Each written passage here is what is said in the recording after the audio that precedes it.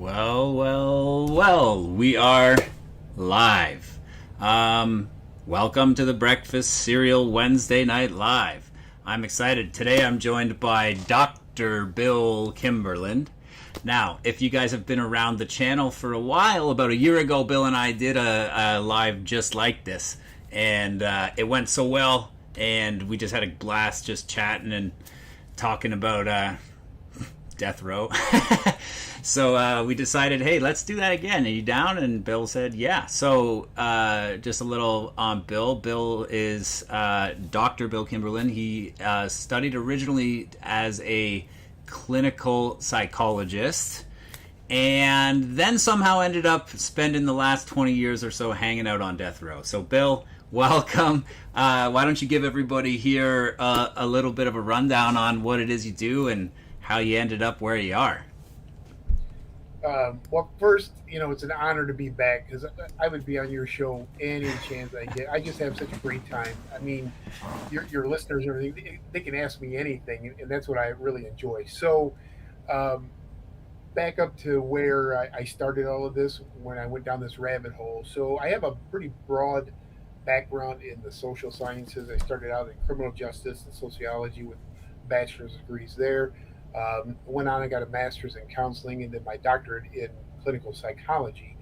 And I was teaching at the university level. And when I started teaching, the same debatable topics came up in the higher level psychology courses that are still around today: the legalization of drugs, abortion rights, gun rights, and of course, capital punishment. I was very fortunate to have been to other countries, so I knew a lot about the drug laws.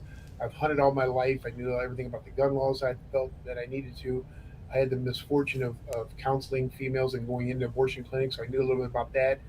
But I didn't know anything about capital punishment. And so, never wanting to be the type of professor that was book smarts only, I thought I'd, search out, reach out a little bit, see who's out in the field. And unbeknownst to me, nobody had really went to death row or witnessed executions or whatever.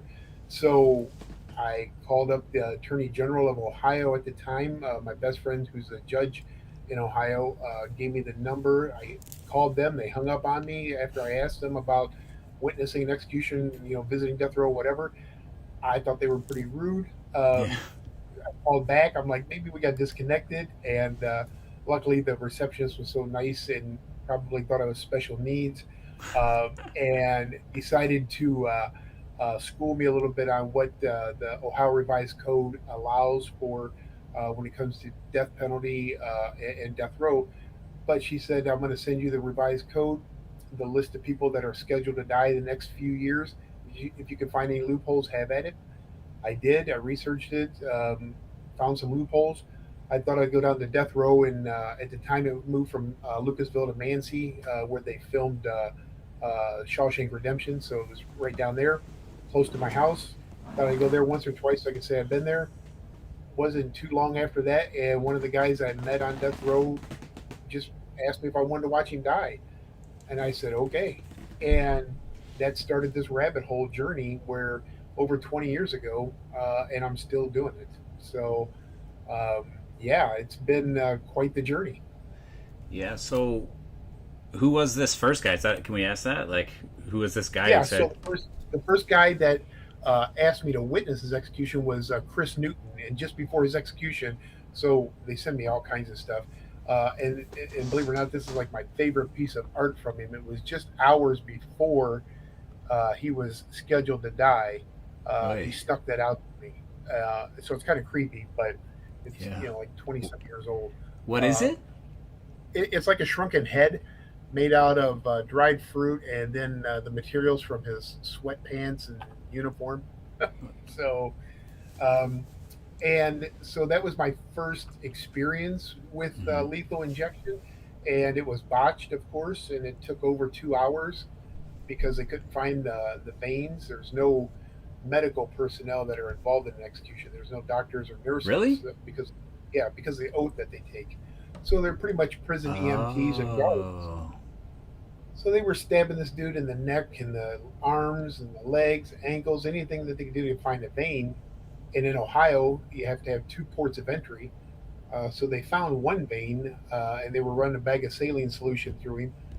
That emptied because it was taking so long to find another vein. He said, "Hey man, I gotta take a leak." And they're like, "What?" He's like, "Yeah, I gotta use the bathroom." They're like, "Okay." So they unstrapped him, let him go to the bathroom, come back. He hopped back on the table, and they started all over again with the other arm. So, I mean, it was very very bizarre. Yeah. Crazy. So Yeah. what's going through your mind if this is your first, you're like, wow, this is like I feel like a clown show almost. I feel like you would go in thinking it's going to be super professional and super like, and then you see this happen and you're like, does anyone know how to You, do you, their job? you're sitting in this briefing room because you have to be invited by the defendant. They're only allowed to ask three people to attend, and I'm one of them. And so the warden comes in and explains the process. They said usually 18 to 20 minutes they're pronounced, but then you have to sit there until the other witnesses leave. Then you go back to the briefing room, and then you have to witness them remove the body and everything. Wow. So as I'm sitting there, mere feet or two away from him, and all this is going on, I'm thinking in my head, I didn't sign up for this. This is not anything that I was told. And so the three people, myself, the attorney, and spiritual advisor, are sitting right in front of the glass. There's a partition, and then the state's witnesses are on the other side. And then behind you, standing up, are the reporters, Associated Press, Washington Post, all that, and they're writing down everything that you're doing. So I literally, when I go to an execution, I don't say anything. I don't. I don't make any movements. I just sit there. It's so eerily quiet. You can hear their pen and the paper. The pencils Yeah. right on the paper. It's bizarre. Yeah. It's not easy. It's not something that I'd recommend to other people. But Well, you know, they, once I got that one done, then other ones started asking me. yeah, So I was gonna yeah, say, it doesn't seem like the type of thing you want to recommend. Hey, you know what? I'd really yeah, recommend you check one out. Like maybe, yeah, yeah. What are you doing this weekend? yeah, Let's go watch like, this. yeah, no. So, So but I am. why go to the next one? Why, and where did the So next one come from? This next guy, because how many of you? Well, we'll get to that, but so, so I've been a part of five of them so far. Three from start to finish. Two had stays, um, and then I guess I should say another one that I actually missed by accident. Um, all lethal injections to date that I've witnessed, but all different forms of lethal injection. Because they'll have a three drug cocktail, a one drug cocktail. It just depends on the flavor of the year that they can get in. oh yeah, Um, and then my next execution that I've been asked to attend, because I have like six more. But the next one is supposed to be by gas, I think, in Arkansas. wow. Isn't it sometimes a problem like the stock levels of the Of the drugs drugs? necessary? Yeah, I've heard that before. Yes. So the drugs are generally made in Europe, and us in the great states over here, the United States are, other than Japan, are the only industrialized nation that has the death penalty. So when the pharmaceutical companies and medical companies find out that the drugs are being ordered to execute, then they a lot of times will not ship them over because they're used in everyday Oh, surgeries as well. So yeah, you have your sodium pentothal, your pancuronium bromide, and your potassium chloride, where it just gives you a heart attack. But they'll use the pentobarbital, they'll use a diazepine, whatever they can at the time. yeah, So crazy, yeah, crazy. Like it just, yeah. yeah, I that had it's one guy who I was not at the execution for, but he was one of mine. That they actually used all the drugs. They missed the veins the entire time, and they ran out. And he could feel it burning under his skin and everything like that. So they stopped the execution, and then he ended up dying of COVID. So yeah, that yeah. in his Romel room. Yes. I mean, what is the training level like? If so, doctors cannot be present and doctors can't help out because of their Hippocratic whatever it's called, oath, right? To not Yes, correct. do any harm. But so Right. can they also not train? So they cannot be a part of an execution in any way, shape, or form. However, there is always the two people you will never see um, personally at the execution is the physician that they have there to pronounce the body dead. They also have a crash cart sitting back there in case the the phone on the wall does ring because there is a phone, and it's the governor of the Supreme Court. And they, if they've already started the procedure and they needed to stop it, they can intervene. So you never see the executioner or that physician, Hmm. but no nurses, no doctors are allowed um, to take part in it whatsoever. Right. Okay, so take us through. You've you've attended the first, and then take us through how the second came about, or what the next steps were, or how you ended up kind of hanging out with all these different guys. So it's such a process that is there's no transparency whatsoever when it comes to um, the death penalty. So and every state's different that has it. For instance, like Indiana, they don't even allow media witnesses, which I find you know bizarre. So when other inmates on death row found out that I witnessed Newton's, and at the time people were being scheduled for executions, they wanted to know what to expect, so they would reach out to me, ask me to come visit them, have last meal with them, all that stuff, and then I Wow, could walk them through what they should expect, um, and interesting, that's what got me going. interesting. So you're like a death row guide, like a tour guide, Pretty much.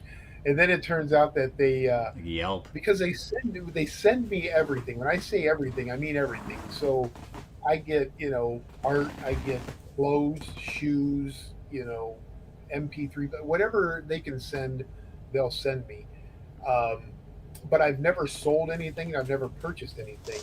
Mm-hmm. So um, I don't make money off of them, and I don't glorify them. I'll post the artwork and effort without their names, and they trust me. So then they start confessing to me and other crimes, and then you try to work with families on the outside to see if you can bring some closure to them as well. And Yeah, yeah, it is morphed into where I only was only going to do it in Ohio, yeah.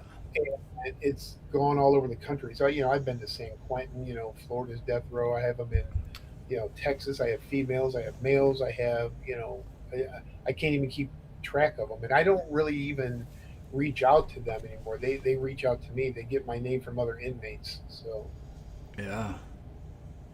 Wow. yeah. So so what's death row like? Tell us a little bit about. I mean, it's So different for different prisons, right? Like, what's San Quentin like? so San Quentin was probably the roughest one I was ever in because they Yeah. lock you in the cage with them. So you're in this great big cage with a little plastic table and chair, and just you and the death row inmate. You're locked inside like the cell.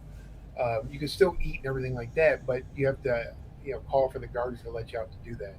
Um, this sounds really weird, but my favorite death row is probably Florida because there's I know it sounds really weird when I even say that, but there They've you got have good orange juice. I mean, yeah, it's like maybe they should have a Yelp system for death rows. But anyways, um, you'll go there and there's like 25 of them that you can meet with. yeah. You're and again when I go to death row, there's no handcuffs, there's no shackles, there's nothing like that. You can eat, you can drink, you can play cards, you get your pictures taken, play games, whatever you want. So I think the general public would be very surprised and probably a little irritated when they find out how easy death row really is. Yeah, and because like the thing is like I mean, obviously they're headed towards death, but I mean, I was just seeing something on. There's a guy in San Quentin right now. What's he been on? I forget his name, crap, but he's been on death row for like, these guys are on there for like 20 years sometimes. Oh, minimum. So like Yeah, California has a moratorium, just like Ohio does now. So yeah, there are no dates for them. yeah, And yeah, now Florida, we're that governor is signing death warrants every month. So last year we put 19 to death. Yeah, and for people on the channel too, there's a little bit of a WW connection here potentially, right? As I call him, Wade Wilson. Oh yeah. So Yeah, I'm heading up to Florida's death row in a couple weeks, yeah, and I will probably run into him as well. hmm, So yeah. Apparently, he's now gained a. Florida's a little different. So like say Ohio or San Quentin or so California now they're all over the state instead of in San Quentin on death row. But I can be on as many visitors list as they have inmates. In Florida, you're only allowed to be on one inmate visitation list. So the one that I was on forever, I was supposed to witness his execution, and he had chosen the electric chair, died of natural causes about a year and a half ago. So I had to get on somebody else's visitation list. So then what you do is you let that person know when you're coming up, give them plenty of notice so they can send kites out to everybody else that knows you. Then they can set their visit up with their visitors the same day and same time, and then we're all in the same room together. Yeah. Okay. Wild. Wild. A guy chose the electric chair. He did not want to go out like a junkie, he said, with needles in his arm. Wow. That's pretty Yeah, hardcore, man. I mean, I didn't yeah, even know. Like, I mean, different states, different things, right? But I mean, there's not many states. Remember, I'm Canadian, so we just don't have it. Period. But right. I believe like there's not many states that still have the chair. I don't think. So, very few. They will typically have them as a backup, as if you can choose either lethal injection or that method of whatever they have. So, like South Carolina has the firing squad, and they used that 3 times last year. Um, Crazy too. so that's the main method. It looks like a lot of states are going to go towards either the firing squad or the gas. Over But lethal again, injection. yeah, because of the botched uh, Mm. lethal injections that take place. I think we just had a botched one in Oklahoma this past week that they were missing the veins and couldn't find the veins on the guy or whatever. So um, yeah, no, Yeah. no, it was in Tennessee. I'm sorry, it was Tennessee. Yeah. So they stopped it. The governor stopped it, which now. So, for instance, since they stopped that one, my guess is that um, Susan Pike, I think Susan is her first name, Pike, female, Tennessee, scheduled for execution this September this year, which would be the first one for a female in many, many, many years. Yeah. My guess is now that one will be called off because of the botched uh, lethal injection. Same state, same death chamber. So, Yeah. Crazy. We got a comment here. Somebody says Canada does euthanasia. Yeah, we do yeah, have. We have the assisted suicide. yeah, within Like, yeah, within certain reason, right? Like you can't just right. yeah. Yeah. But I mean, it's more available, I believe, here than it is in like the United States for sure. I believe. Yeah, so the United States is very limited. I mean, maybe the state of Oregon, where you could potentially hasten your death there, uh, but for the most part, it's really frowned upon. We would much rather execute them than have any type of moral, compass to allow them to have a dignified Yeah, death. right, right. I mean, So, in our case, it's not for the prisoners either. It's that wouldn't you wouldn't be allowed to for that reason. You know what I mean? They wouldn't grant it to you. right, It's more like I've got terminal something or other. You know? yes. Yeah. So, I don't think they're doing it for a guy who's got a life sentence and it's like, you know what? I'd rather not. Like, right.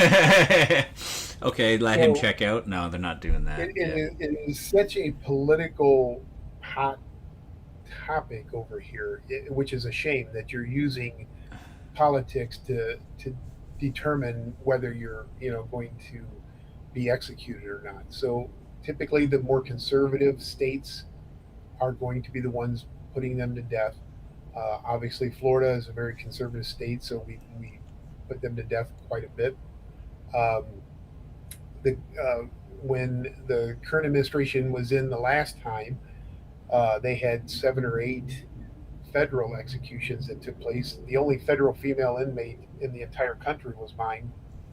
I was Yeah. supposed to be there for that one, but COVID prevented it.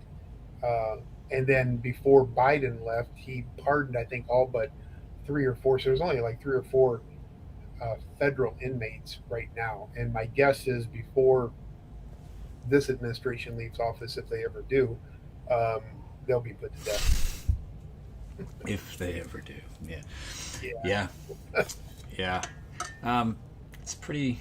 It's pretty wild. So I had another guest on here once who talked about similar. Laura, I think you know her as well, and Laura Brand, or whatever. And she was talking similar about like that the public would be rather shocked as to the almost like lax nature in some regards of death row. Like these So guys are when like I some of them are like doing like stocks and bonds, and I will to which I I will said, what's the tell point in that? Like long-term investments? That seems maybe I for know, your right? family outside, or just because you're bored. I don't know. Like, They when I say they call all the time. So I think I had 6 missed calls from death row today alone. wow. I probably have 700 archived in voicemail.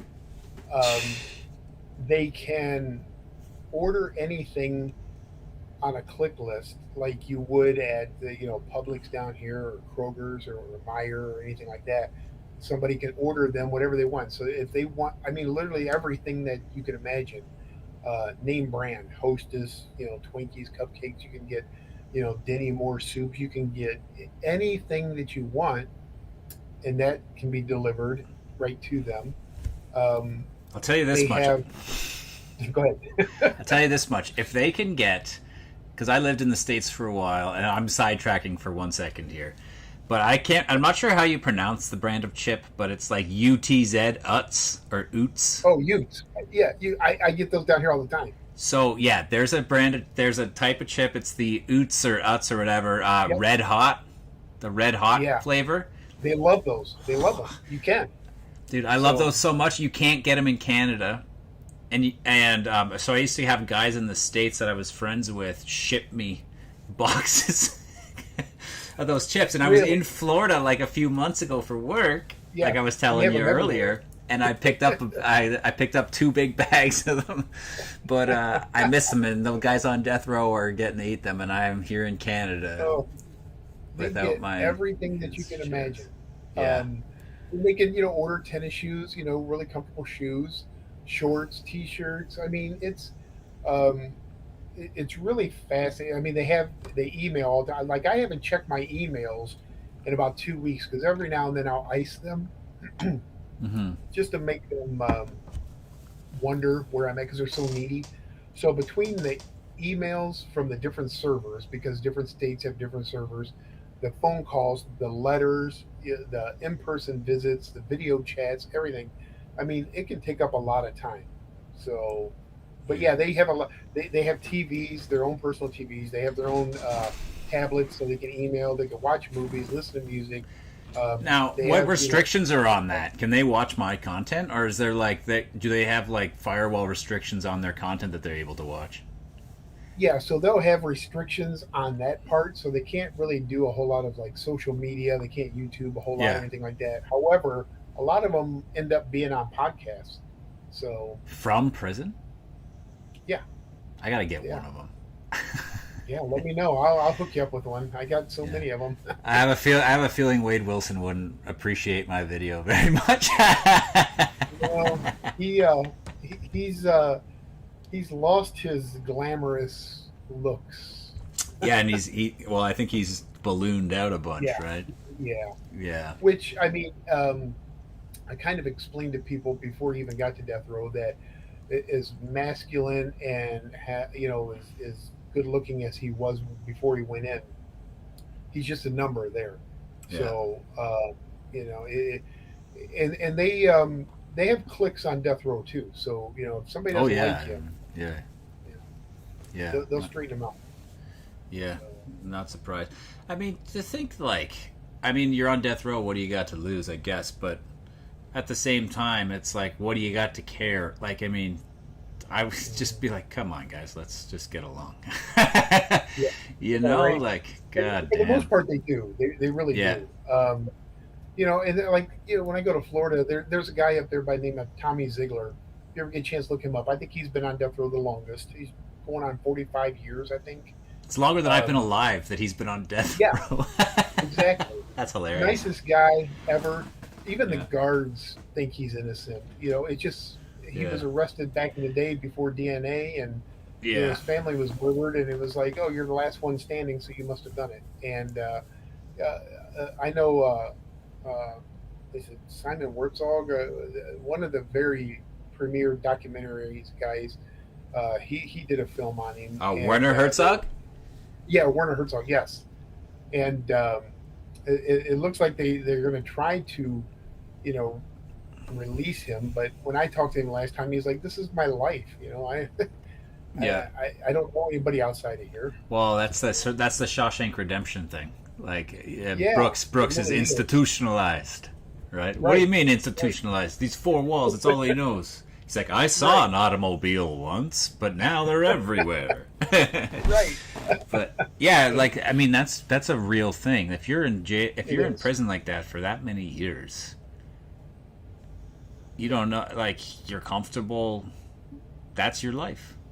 I mean, That's Son of all you Sam's know. probably like that by this point. I mean, freaking Berkowitz has been behind bars since the '70s, right? Like, he's still, Yes, yes. yeah. And I mean, I he's think just preaching his it's way coming through. up on 50 years next year. Yeah. Yeah, for his anniversary of the crimes or whatever. I guess when I they first started. wonder. I don't think he ever gets out. I was like, I wonder if he maybe gets out at some point, but I doubt that he'll ever get out, but I will say that as far as redemption behind bars, there's very, very few that I would say have changed their life around, and like, are he's legit. one, Yeah. one or two. I think the other one would be that I talk to quite often is Tex Watson. Oh yeah, Yeah, and he'll never get out, obviously, man. but I'd love to and chat to Berkowitz sometime because, like, I have this whole video on. It's called "Finding God Behind Bars," and okay, it's basically it's a more like quasi philosophical approach that I'm taking. More about about grace and about forgiveness and about great, yeah, and what that means for the rest of us, and whether and so I have not so much about is he for real or is it bullshit, but like, yeah, it's an interesting case with Berkowitz for sure.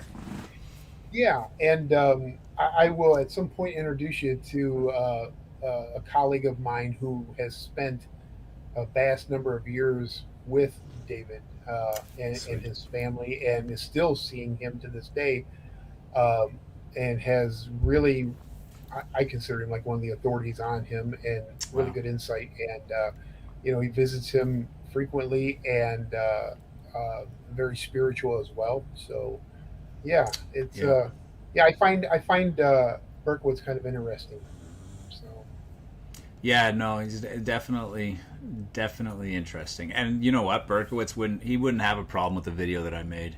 Like, I'm not calling him out for being a bullshitter. I'm not calling him out for being legit either, though. But like, that's so like the Christians, they love a good debate. So I mean, I grew up. you know, it, I'm a pastor's kid, right? So like, yeah, right.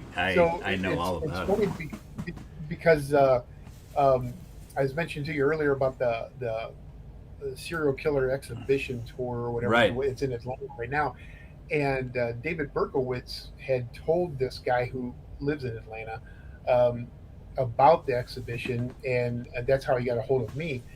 And so he his only complaint with the display that we have up with him in there is the banner says the Son of Sam, and it's supposed to be just Son of Sam.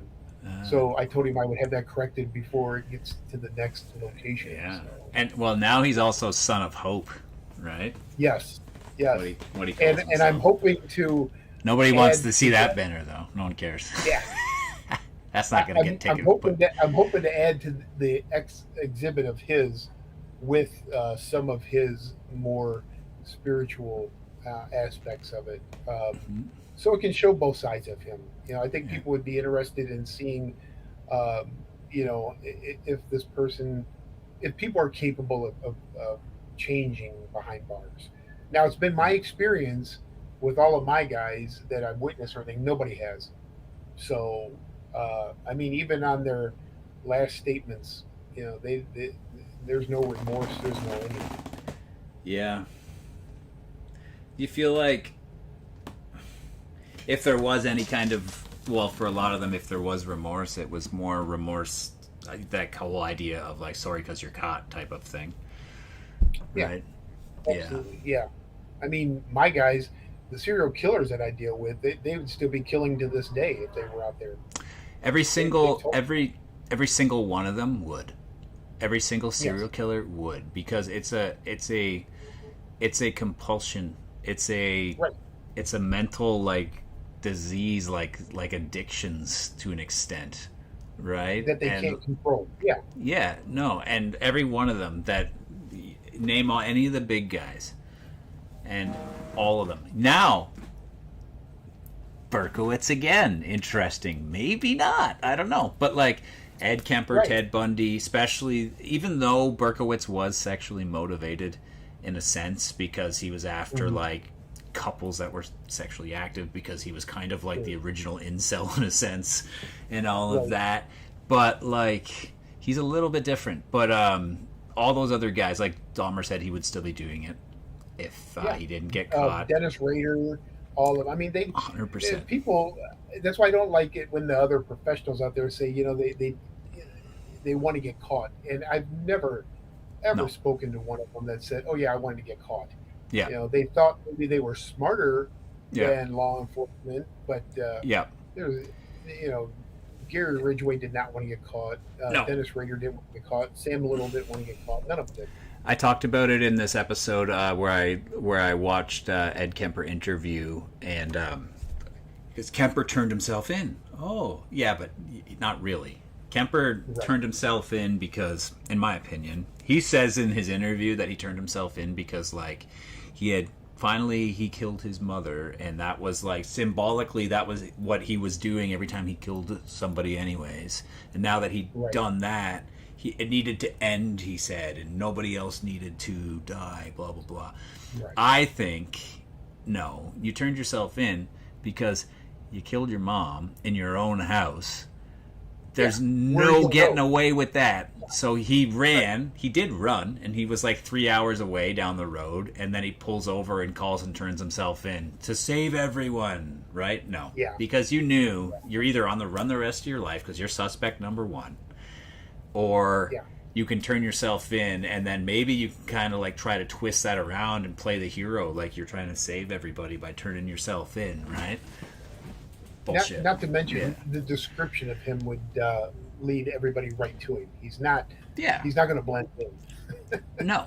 And I mean, like he'd Yeah. already killed his grandparents, right? So it's like Right. there's Yeah. no way he's getting away with that one. So it's like I'm on the run for the rest of my life in hiding, or I can turn myself in, and then he I was can try to. actually one of the.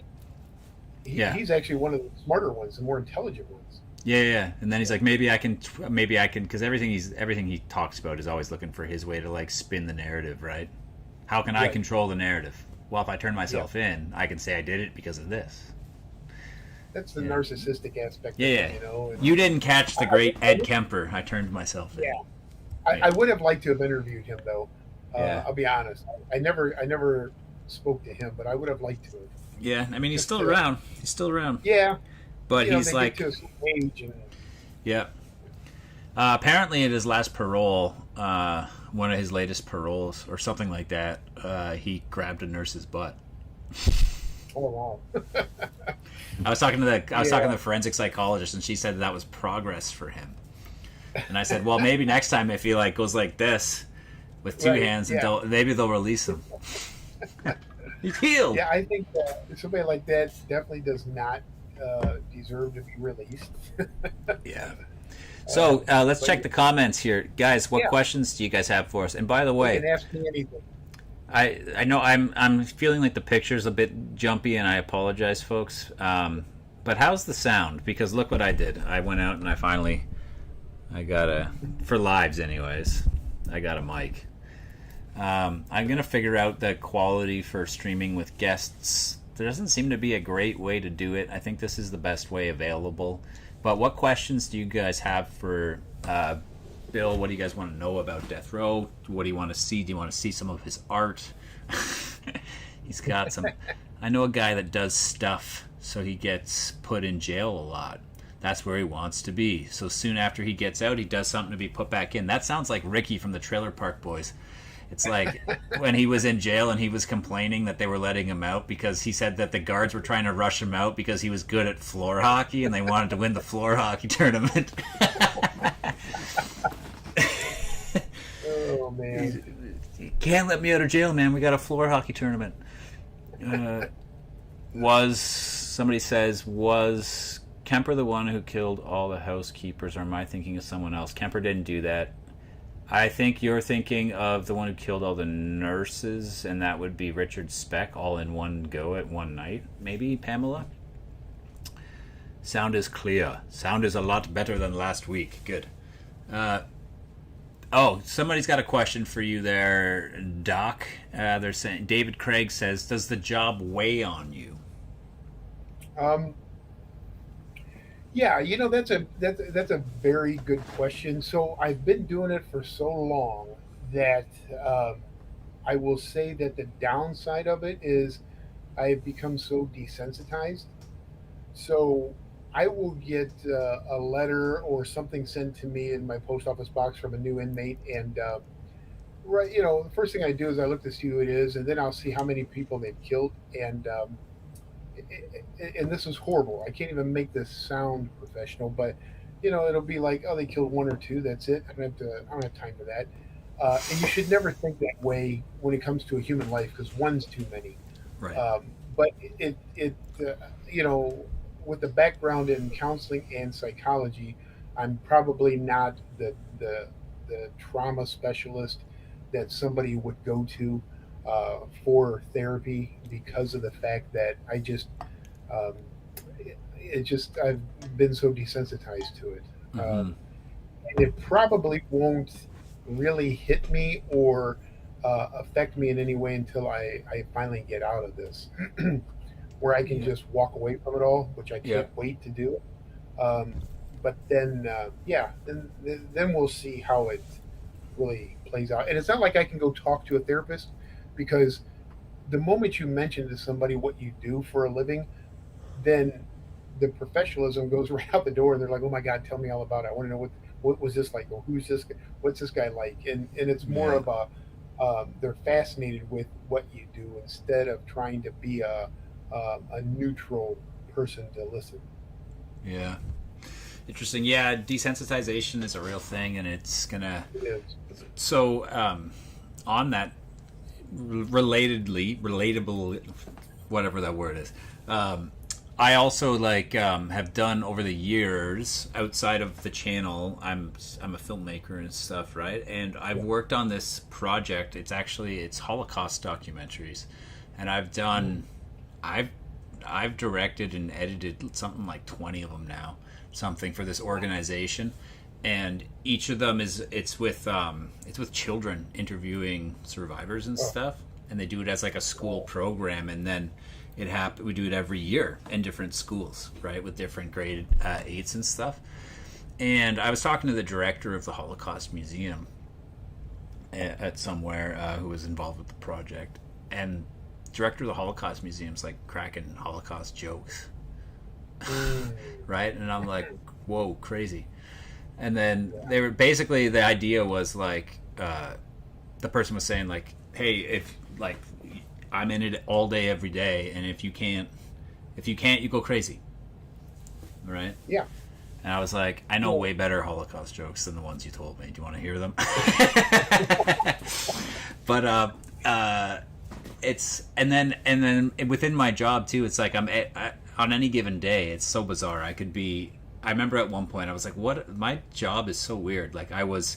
This is before I had the channel. At this point, actually, I was working on writing a comedy film.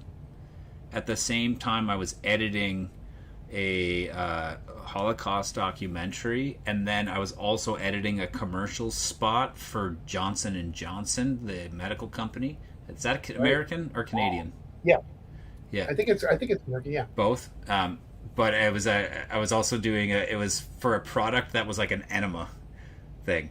So I Oh, was like, I've got Holocaust, I've got enemas, and I've got comedy all in one day. It's like I'm all over the place, man. yeah. But That's yeah, a plethora. Yeah. uh, It's yeah. When you go to death row, you also have to assimilate to their. You're in their house. So, yeah. and they let you know that. So I've sat down across from, killers before, and they're like, "Hey, listen, the guards will let anybody in here. We decide if you go home for dinner or not." And Hmm. that's a fact. So I joke with them. I do whatever I can to put them at ease, and I don't elicit. They try to elicit a response or a reaction from you when you first meet them. I don't show any reaction, regardless of what the crimes were or how many they've done. Uh, Yeah. and yeah, so the least amount of questions I ask them, the more they tell me. Okay, we got a couple more questions coming in for you here. Sure. So, uh, first off, uh, have you ever come across anybody and thought, "Wow, thank God they're stupid," because if they were smart, they'd have never been caught. Um, Man, Pretty much all of you them, know, probably. I mean, yeah, it's I think they get caught because they get um, complacent. You know, hmm um, but I also know not everybody on death row is a serial killer, hmm and so some of them will do it out of reaction, hmm that lack of impulse or that lack of ability to decipher what's reality compared to their perception. So, for instance, I had a guy who had never been arrested in his life, ended up getting hooked on crack cocaine, went to rob his elderly neighbor, who he thought was gone, was in the house. The neighbor was still there. His quick thinking was, oh my God, he knows me. If he calls the cops, I'm going to go to jail for robbery or burglary. Yeah, So I better kill him. yeah, And then he goes right to death row.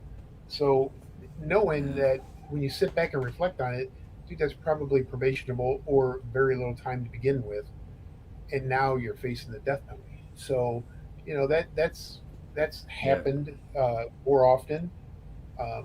I yeah. still think that that's probably what happened with maybe somebody like Scott Peterson that I talk to every 2 weeks. So um, That name's familiar. he's the one that was placed on death row for killing his pregnant wife, Lacey, Ugh. and they found the bodies washed up after he said he was fishing. So I've, Mm, I've spoken to him for about 10 or 11 years now, exclusively. So I have all his stuff. mm-hmm. Crazy. Another one for you.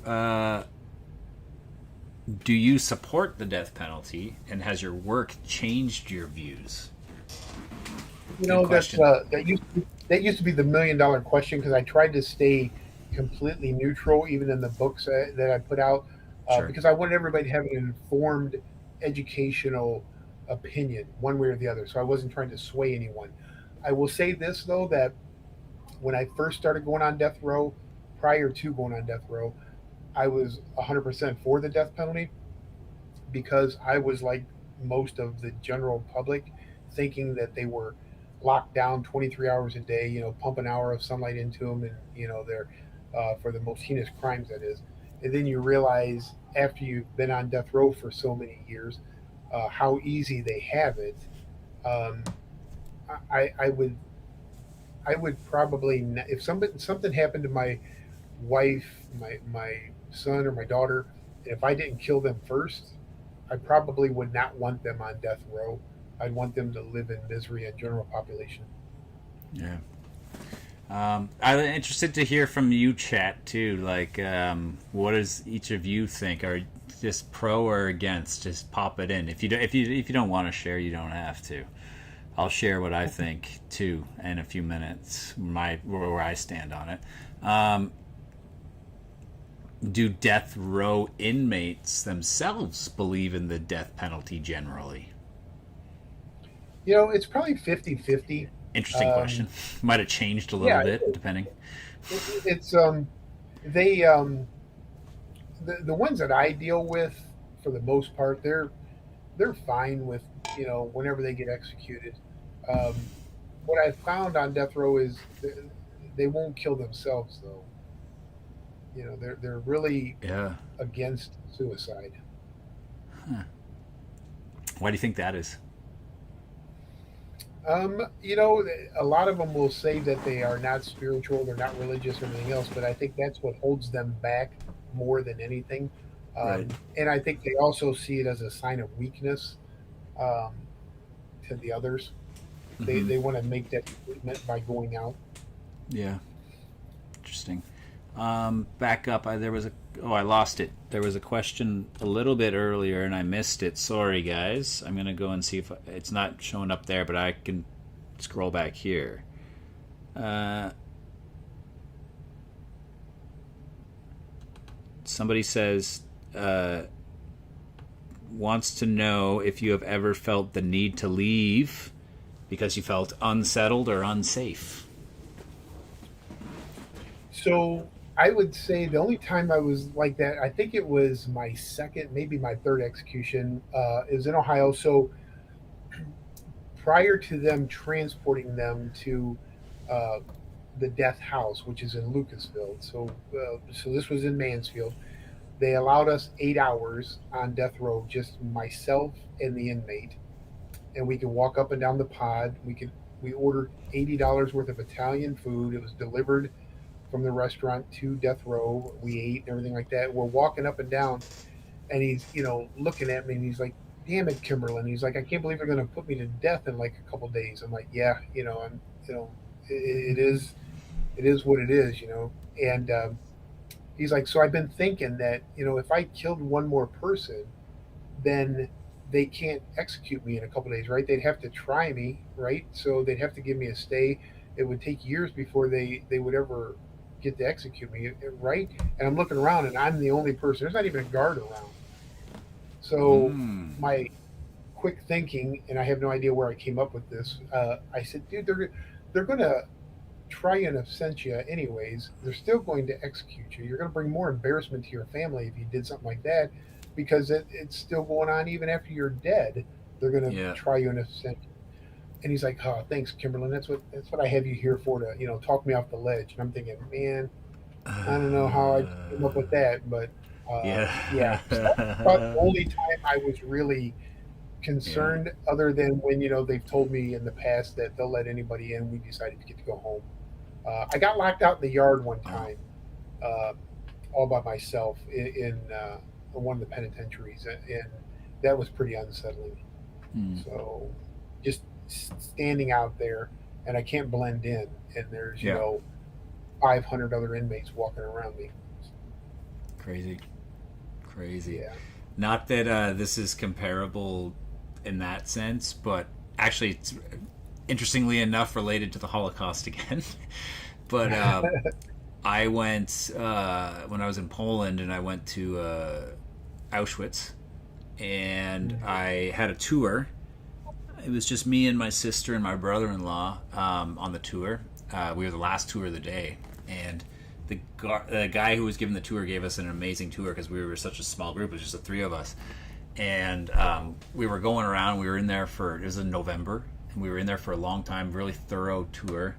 So we get into the rooms where normally there's like a bunch of people with you, but we're like in that like let's say the gas chamber, and it's just I was in there by myself, so it was extra Mm, like surreal. But then when it was finished, the tour was finished, we were in there so late, that they didn't know we were still in there, I guess, and they closed up. Oh, And we went to leave, and we were locked inside of Auschwitz. We couldn't get out the gates. And he called the desk, and everyone was gone.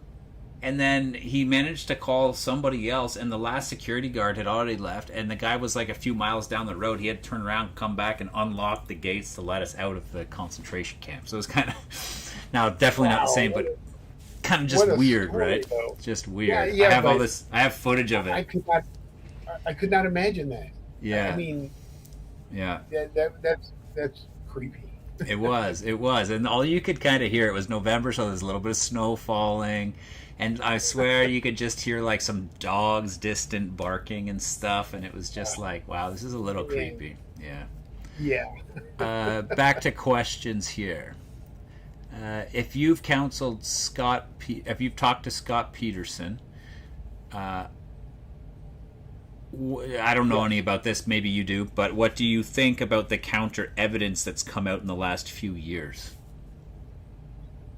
So, without disclosing a whole lot of what Scott and I talk about, because I do try to keep some conversations that kind of private for various reasons. Number one is with Scott, he really only talks to myself, his attorneys, and his family. So I'm very fortunate to have that open line of communication with him. So he does tell me about the evidence, the rulings. I just got a letter just like on Tuesday, I think, like yesterday, from him.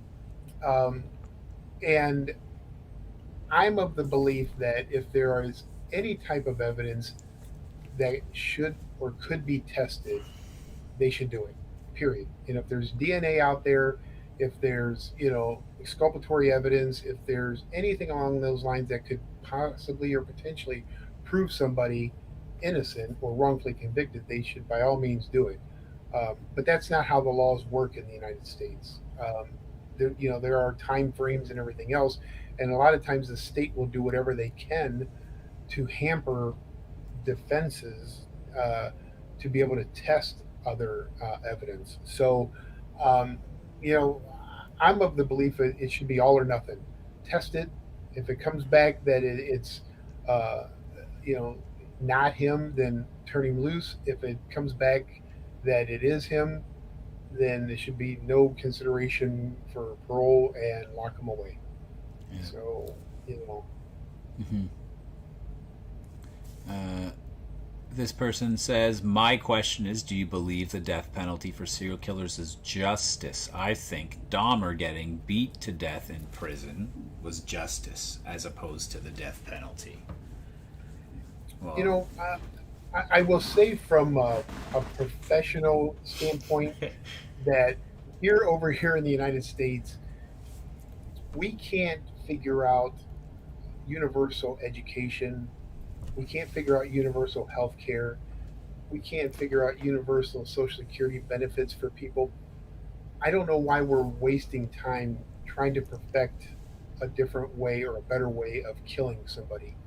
Uh, we don't even have that. So you have 50 states down to 25 that maybe have the death penalty now, depending on the moratoriums. Uh, yeah.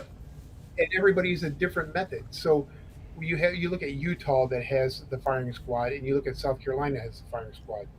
One uses 5 rifles, 4 live bullets, 1 blank.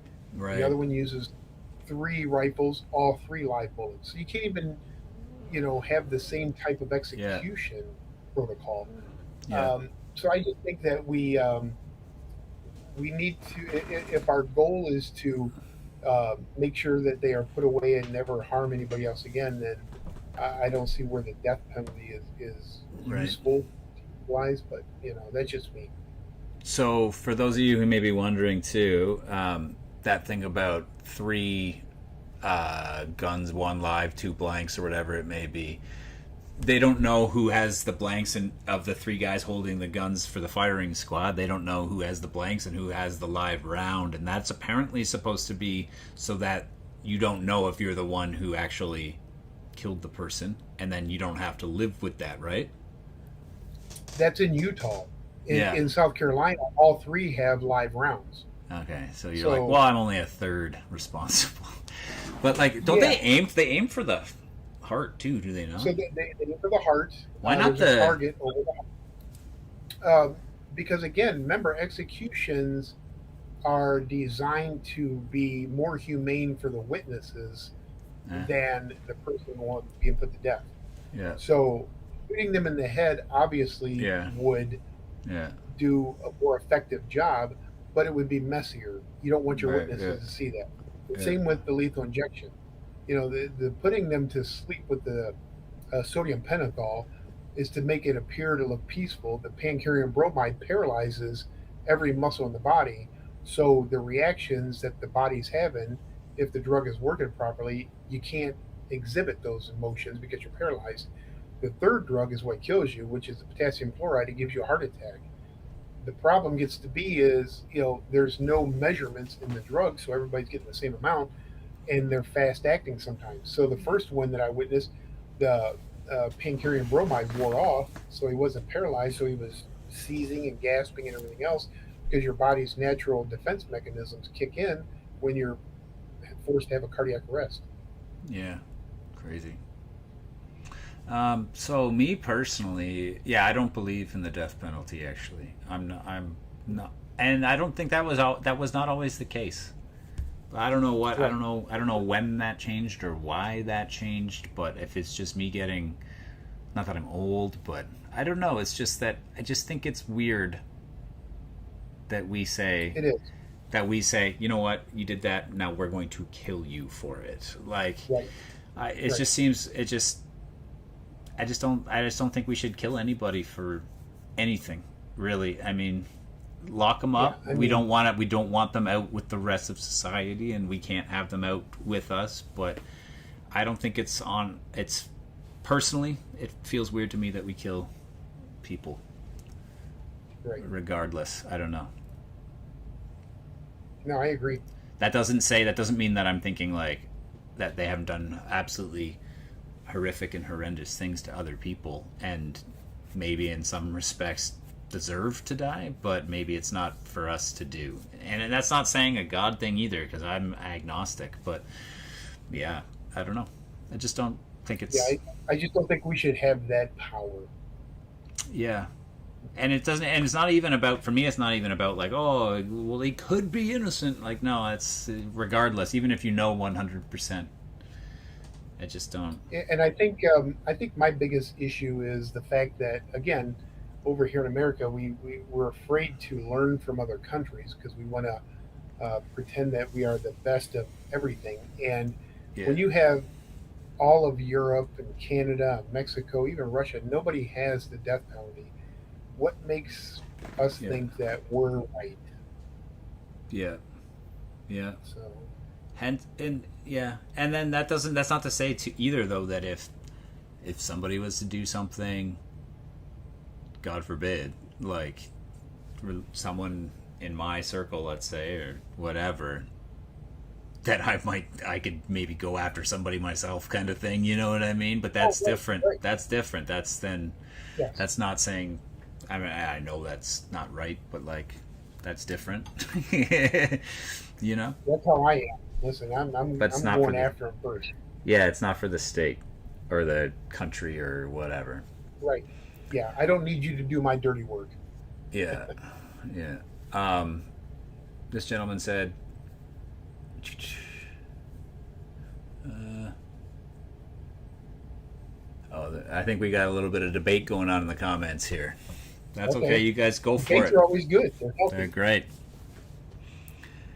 I don't think the death penalty argument could or should be connected to religion, but a government should not commit murder against its own citizens regardless of the crime. It's inherently unethical. Yeah, that's kind of where I'm at. Yeah. Right. Right. Yeah. But again, it's a very polarizing Oh, topic. it's You know, big time. yeah, and it's that's why we need to have the debates over that. In a spirited way, in a professional way. Because I tell people all the time, listen, I've been doing this for a lot of years, and I don't know anything. It's a learning experience every day I go to death row. Uh, it's no day is the same. No death row is the same. And I don't know what makes all these guys tick. I will say that they're all dangerously normal. Yeah. They could be your door neighbor, they could be your coworker, and everything else. Um, but I mean, yeah, It's crazy that it's we still have to remind people of that all the time. Like they still yeah, want it to be the boogeyman, you know? And it's just like yeah, I always just say the line, Hitler had a dog. Like meaning, meaning like nobody's like evil from the minute they wake up to the minute they go to bed right, all day. Like right, any of these guys, the Dahmers, the Bundys, any of them had time periods of time where they're like a normal, normalish person, right? Like right, right. they're not just That's the scary part. yeah, yeah. And then they have this other part of them that's awful Yeah, right. and horrific. But like they're not sitting around. They're not no heart from the Care Bears, like Yeah, just plotting at 24/7 and blah blah blah. Like they go on vacations, they go to the beach, yeah. they like Dennis Rader was constantly like going on hikes with his daughter and Well, I mean, look camping at Rex and Huerman. yeah. He would send his family on vacations and meet him there, and then killed Oh, eight of them, right there in the house. all of a sudden I can't hear. Can you hear me now? Oh yeah, you're back. I don't know what Okay. happened there. What were you saying? Rex Huerman? What? Sorry. Yeah, he killed seven of them right in his own house. Pled to eight murders. He hasn't been sentenced yet, but Wait, did he say? he's a Did they big say guy. he did it in his house? I haven't Seven heard of that them, yet. yes. Oh wow. Yeah, yeah. His wife, ex-wife, lives there in the room that he killed them all. Wow. I have his gloves, by the way, a pair of his hunting gloves. Oh really? Have you met him? Yeah, Sorry. nah, I haven't met him yet. Yeah. He's is he no, he spared himself the death penalty already with So he's in New York, and New York doesn't even have the death penalty. right. But So he pled out in order to get oh some uh, favors. Yeah. yes, yeah, Like and I think he yeah. gets sentenced on June 17th. Yeah. Yeah. Um crazy. With oh, I got a question. So with this you're saying moratorium, that's the word, right? Yes, yes. So a state, that means a state says we no longer are doing the death penalty. But there's guys who Until are we come up with it, yes. until we come up with what? So Sorry. a better method. So, for instance, where I'm from, the Okay. state of Ohio, the governor has placed in a moratorium on the death penalty there. However, come November, it's a new governor that'll be elected. If that governor happens to be a Republican, chances are they will go ahead and start signing the death warrants and moving forward. Okay. California, the largest death row population in the country, hasn't put anybody to death in probably 15 years, 17 years, and probably won't. Um, Hmm. Yet they still have them, and so those individuals are still on death row. Everybody that's on a moratorium is still placed on death row unless they commute the sentences, and most states won't do that. Right. So they're just sitting there like in a holding pattern, like planes circling Right. above, waiting to get the okay to land. Yes. Yeah. Crazy. Yes. And then like so they're like really paying attention to certain elections. Yes. They are very much up they're in the politics. Yeah. like, I'm a Democrat now. Like Yeah. yeah, Yeah. go Biden or whoever. Yeah. Yeah. Well, Biden, like I said, he released the ones or commuted the ones. Yeah. But I mean, it used to be Texas was number one state, but Florida is taking over that in the last couple of years. Yeah. Yeah, crazy. Well, I guess when Canada becomes the 51st state. Yeah, right. After Greenland. God. Yeah, that all that talk's kind of calmed down a little bit lately. I haven't heard that in a while. Got kind of annoying for a while. Oh my Uh, God. Yeah. Yeah. although, like, I mean, I did live there for a while, and for a while I wanted to permanently relocate to the States myself, but that changed. Listen, when I lived in Ohio, I was only 22 miles from Canada, so we would catch the boat and go to Pelee Island all the time Oh, Peely because Island, we yeah, could yeah. bring at a Yeah, younger yeah, age and yeah. higher content beer. Yeah, it's So crazy that it's funny that the States is still 21. I mean, Canada it's 19. Uh, certain provinces it's 18. I think in Quebec it's 18, but everywhere else it's 19. Yeah. yeah, same with Europe and all over. But remember, we know best. Yeah, you Uh, can like it's yeah, it's funny. It's really weird. yeah, I don't know. it is. It is. Yeah, there's arguments about that. Like in Europe, they're like, oh yeah, but like if your kids are like brought up with like alcohol just being kind of normal, then it's not such this big deal. When you make them wait to 21, they like hit university or college or whatever and just go nuts. They start binge drinking then, and then Yeah, that's when you see, have the alcohol poisonings and everything else. yeah, see, growing up, I had this friend who lived downtown in this town that I lived in. I lived in a small town growing up, and he had this pantry in their basement, this like walk-in pantry, and it was stocked with like every kind of pop or soda, depending on where you're from, that you could imagine. Right? All kinds of like chips and like candy and stuff, right? And I was like, this is insane. How aren't you guys like, But it was just Right. always, they always had it. So it wasn't a big deal. And they didn't It really wasn't eat it much. If yeah. my parents bought a case of pop, like in the middle of the summer for like for the week or something like that, my brother and I would like demo that pop in like half an hour. Like, because it was like a Yeah, huge right. deal. So it's like, It was I so don't know, rare. maybe there's something Yeah. to it. I don't know. Speaking of Uh, drugs and alcohol, you get a lot of that on death row as well. really? So how does that get in there? The Butts? guards, the Guards. guards. Yeah. What do the guards Each stand guard to gain from it, though? money. So So they, like my guy, one of my guys would smoke, crack on a daily basis or weekly basis or whatever for many years before he was executed. Um, his mother would smuggle him in $100. He'd give that $100 to the guard for $50 worth of product. yeah. So certain guards will be in charge of the dope, certain ones in charge of the cell phones, certain ones in charge of alcohol, the porn. It just goes down the line. Have you seen the infamous Richard Speck prison tapes from back in the day? No, I haven't seen those. I've heard about them. I haven't watched them. So it's like from, I want to say the 80s, early 90s, maybe. I can't even remember. Bill Curtis did a whole big thing on it. But it was basically this, there was a video made in the prison that he was in, I guess well, he's committed his crimes in Chicago, right? Yes, So yes. probably Illinois.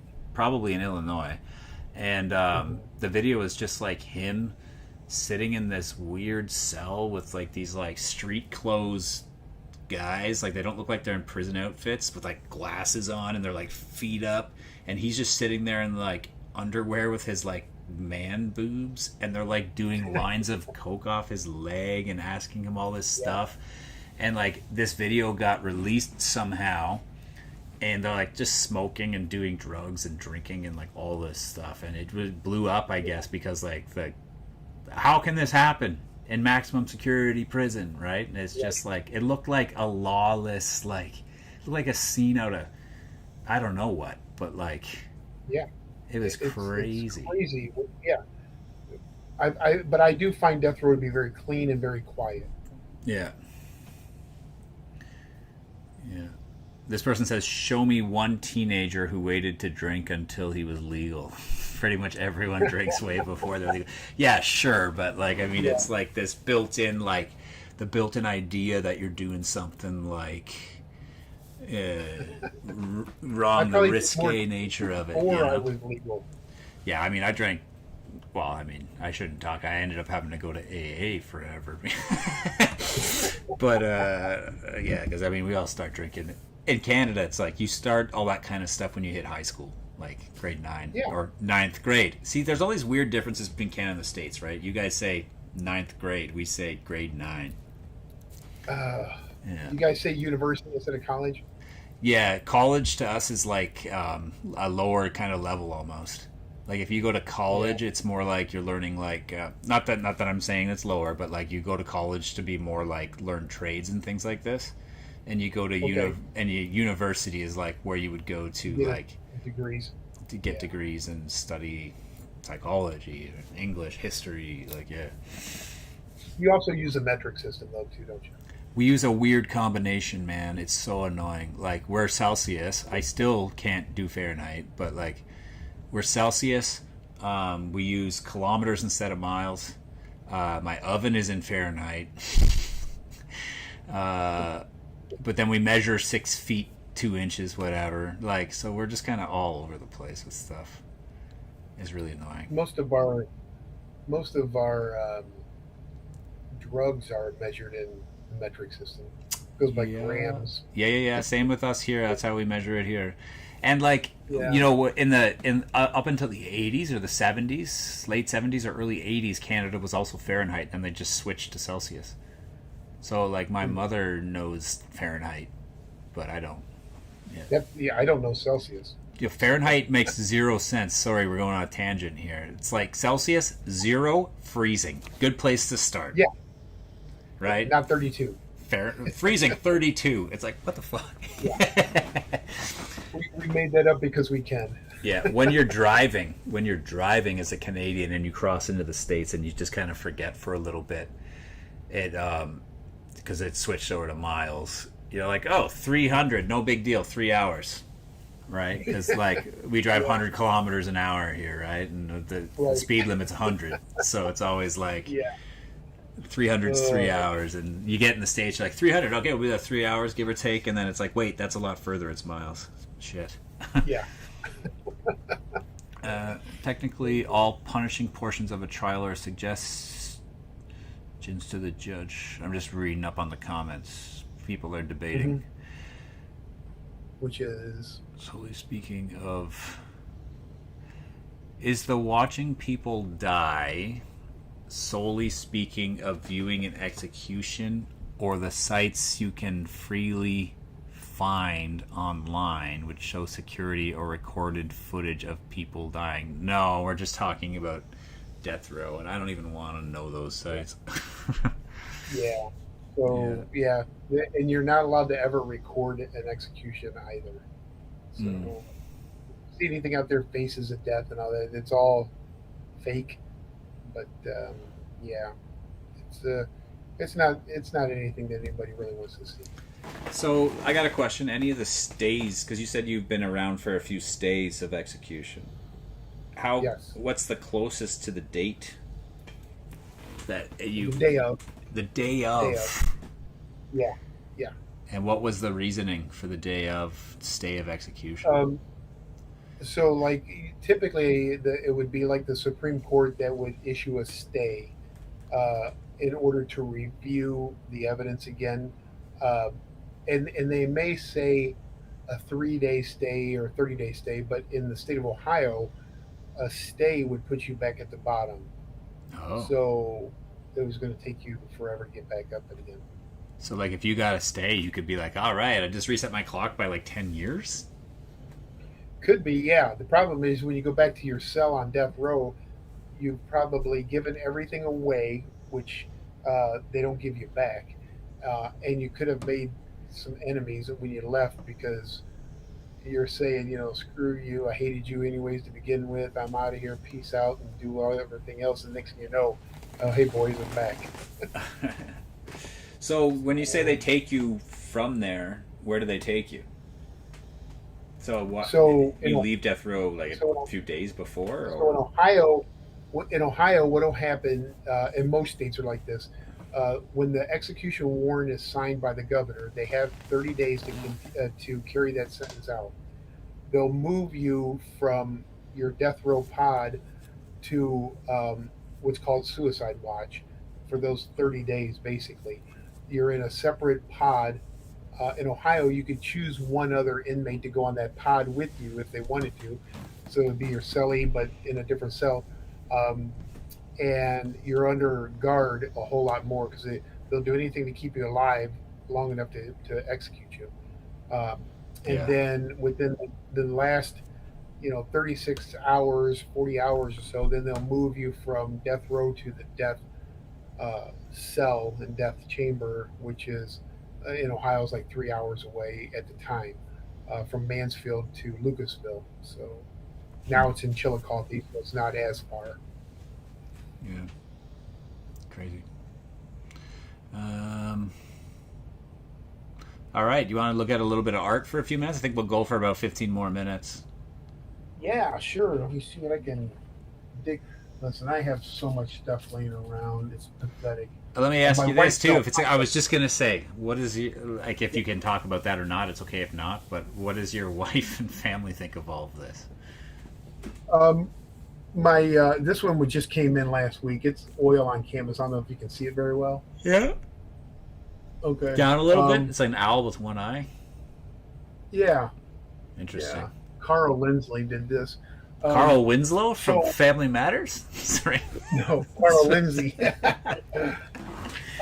So Yeah. you're asking about my family, wife, and kids. My kids could care less. They've never really uh, looked up to it or anything like that because they've lived it all their life. So, Right. um, It's like the like pop when in we lived in the. Ohio, Yeah. yeah, I mean, when we lived in Ohio, my son played on a huge basketball traveling team, and he practiced in Bath, Ohio, which is where Jeffrey Dahmer went to school. And then he ended up going to Ohio State, where Jeffrey Dahmer went to Ohio State, same dorm.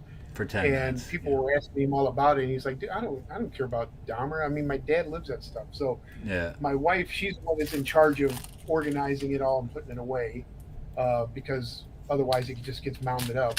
Yeah. So these ones are still, I don't know if you can hear that or not, still kind of wet Oh because they yeah. just came in. Um, so some of them will be like Bob Ross style paintings. This is oil on canvas. That's not bad. No, no, some of them are pretty good. Now, again, this one here, um, I haven't opened because this one is too wifey. Um, Too wifey, for wifey, XO. So this guy, he's a real sexual deviant. And so I guess I can open it on here. I'll just have to wash my hands afterwards because I've been opening. But so, believe it or not, he uses semen when he paints for her. Yeah, That's I your. know. That's your jizz rag.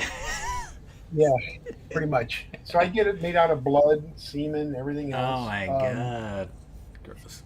They're Here's trying to another frame one. you. And They're trying to frame you. They're planting DNA on your yeah, right. in your So house. some of them come mounted on boards already. Wow. So I mean, they have a lot of art supplies. Yeah. Um, Other ones, if they're not good at art, then they'll send me stuff like socks. You know, What do they get for sending? What like? Why would a guy send socks? Like, what's the? Why is he thinking that? Like, so honestly, or what the do you reason think? is because unless they start sending me some really good stuff like the model planes, you know, um, and Yeah. I mean I have tanks, I have roadsters, I have everything like that.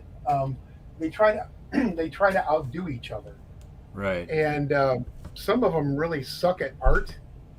And so I'll be like, listen, dude, I I don't have enough room in my garbage for that, so send me something different. And then they start sending me their clothes and stuff. So So yeah, you weird. just never know what you're gonna get. I So like guess. the exhibition that's in Atlanta, so there's thousands of pieces there, um, all original. So like Dahmer's glasses are there, Gacy's paintings, his clown suit, everything is there. I have like 200 or 300 pieces there, and I still have thousands and thousands of pieces in storage here because I've done it for 20 years. They just send it all to me. I want Uh, to. but if anybody wants to go see like a real exhibition, and I know it's like a shameless plug, No, no, go. but No, no. it, it's uh, it's 27,000 square feet in Atlanta, Georgia, right now, and there's 42 different rooms, 150 different serial killers, and it's interactive. You can literally see Interactive. the stuff from Dahmer's house. You can see Ed Gein's stuff, everything. So the curators, people have donated it to the museum for people to go in there and see. and it's educational on top of it. So they can see the forensics that go into it. They can take the test to see if they where they fall in the psychopathy range and the sociopathy. There's a whole room of just dedicated to victims alone. I should I You should know, do something with everything. that place. I should go there and It do some video something or other. Yeah, it's pretty amazing. Let me know if you do. I'll get a hold of them and get you in there to film. Yeah. Um, Yeah, they so tell people the name of it, it again and where it is currently and what's. it's called the Serial Killer, the original exhibition. It came over from Europe. It started in London and went to Paris, Berlin, Milan, all over. Then it came over here. They asked me if I would be a part of it, and I turned them down in Europe because I don't like to glorify or glamorize anything when Yeah. it comes to the killers. When they came over here, they asked to meet with me. I met with them, and instantly I realized that it was more of an educational aspect to it. That this is a production. They so they'll stay in Atlanta. We opened up in February 1st. They I think they leave in July to go to Chicago next. So they'll be in the Chicago's United States closer. for like 5 years. Yeah. Um, Maybe they'll go to and Buffalo. so the problem gets to be they have to rent Space. a space large enough Yeah. that and long enough. It's like a So this spirit of is at the Halloween. Pullman. Yeah. Yeah. So when you're at a place for 4 or 5, because they bring in crews from Europe and they wire the place up there. There's probably 50 flat screen TVs. There's the QR codes on every room. I mean, they have an entire. It's all set up based on actual crime scene photos as well. So Right. you start historically with H. Holmes, Sherlock, Jack the Ripper. They have Right. the whole building that you could walk into of his. Yeah. I mean, it's everything. Cool. So if anybody gets a chance to check it out, it's amazing.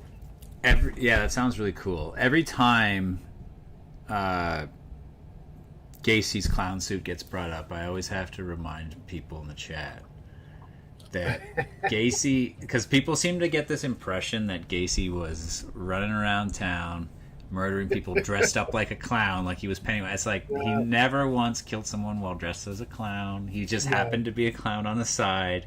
He's not a killer That was clown. his It's just alter so ego. funny how it gets like,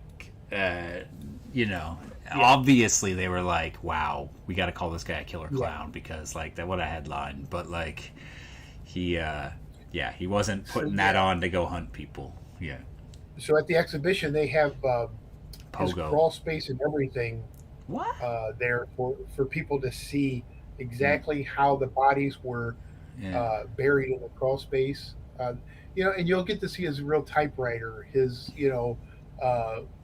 television set, everything that was given to whomever. So like I have, like I said, like 300 items there, death row uniforms, art, letters, everything.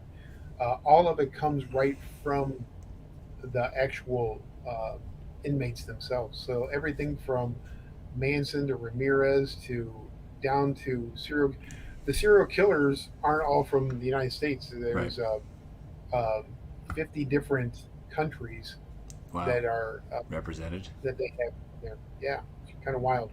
Yeah. That's cool. You guys should check it out. You guys Again, in the Shameless States. plug here, but there there's a couple knockoff ones. One in New York that copied after us.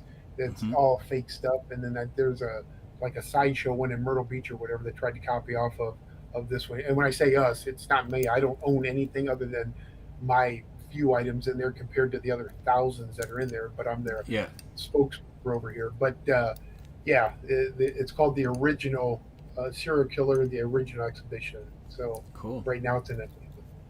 Cool. I'm gonna talk to you further about that, and maybe when it's in Chicago, that would be a good spot. Hey, Pamela, son of a bat, just joined as a member of the channel.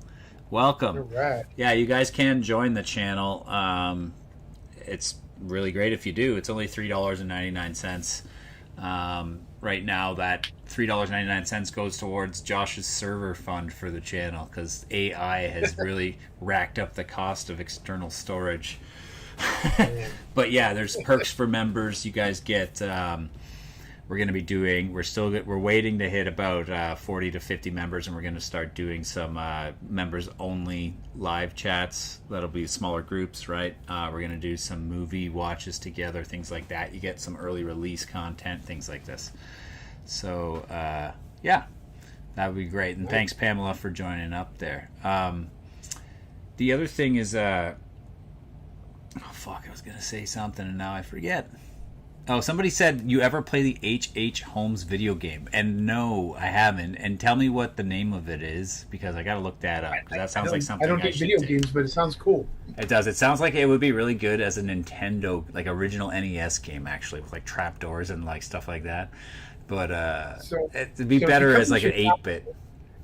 If you come to the Chicago opening, you have to let me know, because I will introduce you to a good friend of mine who is also, he and I are the speakers for the press tours and everything like that. He lives in Chicago. Yeah. Huge authority on Gacy and H.H. Holmes. He's produced and filmed documentaries himself for those. John Borowski is his name. Yeah, you know what? He may have reached out to me on Really? Instagram. I'll have to look. Somebody did, with something to do with one of these things. But I'll have to. But I'll talk to you about that later offline for sure. Because like, it seems like something I should be doing. Okay, I think we're gonna kind of look towards wrapping stuff up in the next 4 minutes here. So smoke them if you got them. If you guys got any final questions, and just a little housekeeping too for the channel. In the next period of time, I'm ramping up to do a summer of Where Did All the Serial Killers Go. So this summer is going to be a lot of that happening. In the meantime, before we get to those, I've got a couple more press play episodes coming out, reactions to interviews. I've got a tier list ranking video coming out. I'm ranking serial killers based on the dumbest ways that guys were caught. Looking at you, BTK. We got another person joining the cornflakes. We've got Reeves8262. Make sure you go into that when you're in there. There's a little welcome message. Say hello there too. But welcome. And thank you for joining up. So that's what's coming out in the next little bit on the channel. There's also some really big things in the works behind the scenes that I can't really talk about yet, but I'm excited to talk about. So you guys gotta hang around, because we got some good stuff coming very, very soon. Bonnie and Clyde's in the works. It's a really long one. It might be my first ever hour-long episode, and it's a couch episode. So you guys know the couch ones always take me a bit longer because they're so involved with the edit.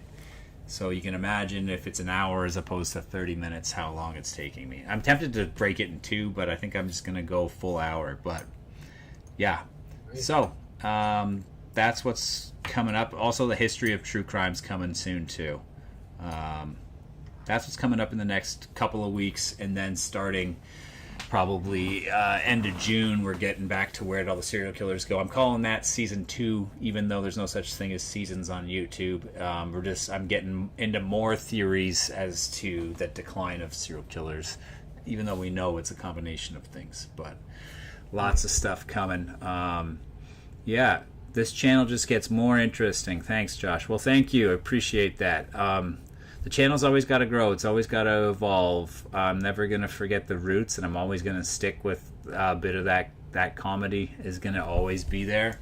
But there's room for other things as well. So just like anything, I'm a person, and sometimes I like to make a lot of jokes. Other times I like to talk seriously. So that's what this channel is. It's just a reflection of the things I feel like talking about and how I want to talk about them. So I'm thankful for everybody signing up and following the channel.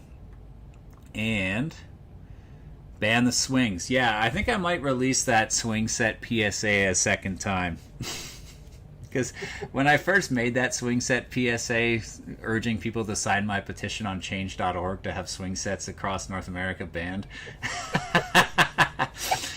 It was back when I had only like 2,500 subscribers or something. The video only got like 30 views, and a lot of people thought I was serious, which is good, which is what I want. But Right. I'm thinking now with the 85,000 subs or more, and the video's getting more, I have a longer version of that I cut down. Maybe I'll release it again, and we'll see if it does a little better. Apologies if it was a little bit glitchy tonight, and somebody gifted $1.99 as well, so thank you. Is there a Machiavellian serial killer? I almost didn't want to read your comment because I can never pronounce that. What is it? Machiavellian. Machiavellian. Oh, we also had another person join the channel. So yeah, great. Awesome. Okay. The commercials are great too. Oh, you're talking. Send it to the Canadian Parliament. You're talking about the mashups. Yeah, the mashups are great, but yeah. Okay. Bill, it's been a pleasure again, man. I love chatting with you. I could chat with you all night. But Yeah, I would just say if anybody's interested in following me on Instagram because of the fact that that's where I post the art. Yep. And what I do is I typically never post the name of the artist. So if it's a Scott Peterson, if it's a Raider or anybody like that, I never put that in there. But if they just send me a DM, say, "Hey, who did this one?" I respond to everybody, and I'll tell you exactly who did it. So I just don't like to put the name out there publicly. Sure. For various reasons. I am going at this very second. I'm gonna post Bill's Instagram in the chat right now. There's a link right there, so you guys can click that in the chat. Head over to Instagram when we get out of here, and follow Bill over there for more. He's also got a book. The book's called Bill. Oh yeah, Watch Me Die. You think I'd plug that more, wouldn't you? Yeah, Watch Me Die. One, Sounds very I was more interested in it's a uplifting. catchy title. Very uplifting. Yeah. Watch Me Die. Last words from Death Row.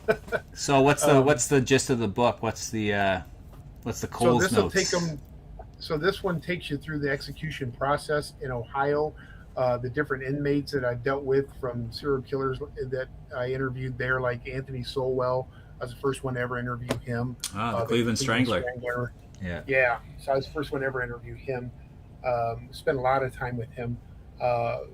Different executions that I've been involved in there, and yeah, you'll get the firsthand account of what it's really like from death row's perspective. Again, I don't try to push anybody one way or the other when it comes to making a decision if they're for it or against it. But at least if you read that, it's you can come up with your own educational opinion. Right on. Okay. Awesome. So yeah, get over there to Instagram, follow Bill, check out his book, or ask me anything. Ask me. You go on Instagram, ask me anything. I'm an open book. So if the inmates know everything about me, and they do, they know where I live, they know where my wife worked, my kids went to school, everything else. So yeah, that's part of the job. Didn't you mention that once, where one of them said something about that to you? Oh yeah. Real quick before we go, what was that again? So they will send different paintings. I've had them to paint where my kids' high school mascots were, my daughter's favorite singer, without me ever telling them. And it's just their way. They'll send me stuff right to my house, even though I have a post office box. And it's just their way of saying, we know everything about. They always have me checked out before I see them. So unless everybody goes to prison for life without parole or is executed, they have people on the outside always monitoring.